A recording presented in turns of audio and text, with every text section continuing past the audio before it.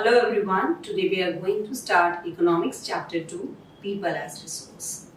Students, in your previous chapter, you must have studied about the four factors of production that are land, labor, physical capital and human capital. So in this chapter, we are going to discuss about the fourth factor of production, human capital, which combines all the other factors of production to produce an output. Students, we often have heard about how populated our country is. Let me give you a thought today. The population of a country can become an asset for the economy rather than a liability. So let's see how. Before we start, let's check the objectives to be achieved today. You will understand the various basic concepts of human capital. You will also understand about the various economic activities in this chapter. Now let's understand what human capital is. Human capital is defined as the skill and productive knowledge that an individual in a population has. So, the word human capital refers to the country's working population in the age group 15 to 64 years in terms of their productive skills and abilities. If we look at the population with this productive aspect, we will highlight on its ability to contribute to the creation of gross national product, GNP. Let us understand what is GNP. Gross national product is the value of all finished goods and services that are produced in a country in a year by its citizens.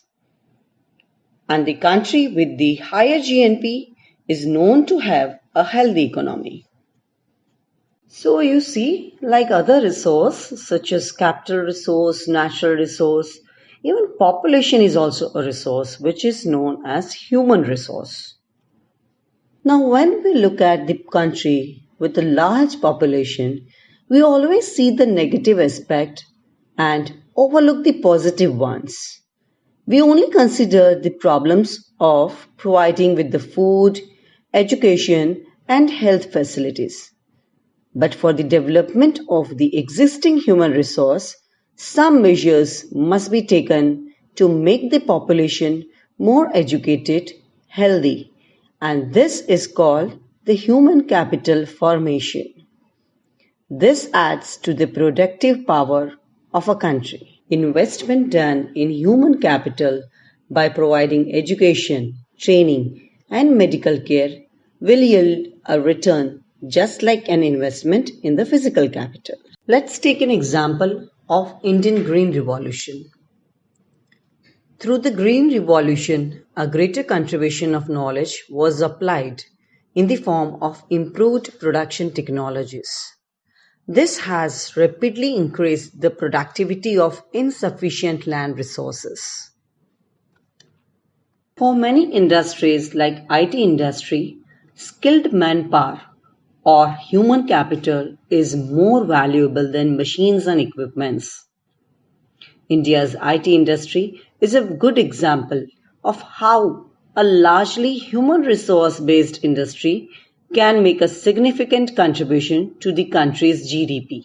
Japan is another good example of a country that has achieved a great success by investing on education and health of its people.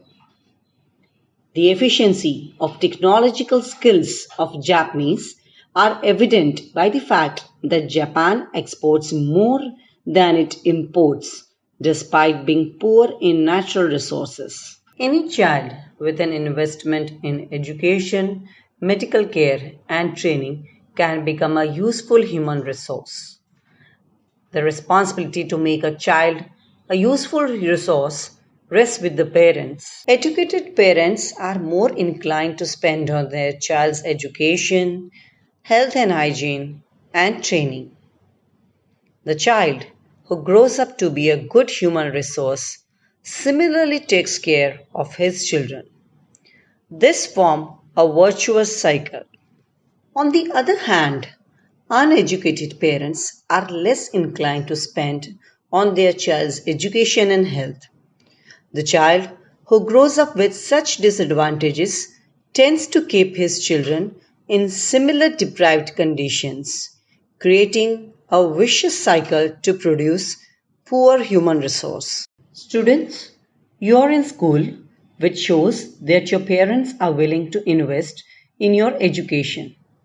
It is your responsibility to work hard too and choose a vocation that interests you and become useful human resource for your country. If you look around, you will see that people work in different professions. Some are doctors, some are teachers, some engineers. But why do people work? People work to generate income, to be able to provide themselves and their families. Just like an individual, the government of a country also needs to generate income to look after its citizens and carry on work of public interest, nation building, and international trade. The different types of activities that people carry on to create goods and services which contribute towards the national income are called economic activities. Economic activities can be classified based on their nature and purpose. Based on their nature, the economic activities can be classified into three sectors: primary sector, secondary sector, and tertiary sector. Based on their purpose, economic activities can be classified as market activities and non-market activities. The primary sector economic activities are agriculture and forestry, animal husbandry, fishing, poultry farming, and mining. The secondary sector economic activities include quarrying and manufacturing of goods. The tertiary sector economic activities include trade, transport, communication, banking, insurance, education, healthcare, and tourism. Now let's understand what are market activities and non-market activities. The economic activities which are performed with a purpose of generating income or profit are called market activities. This includes production of goods and services for customers and salaried jobs, whereas non-market activities are the economic activities with purpose of producing and gathering things for self-consumption. Students, in this session we have covered the basic concepts of human capital formation and the various economic activities. We shall further study more about the economic activities carried by man and woman and the parameters of the quality of population in our next part. Thank you.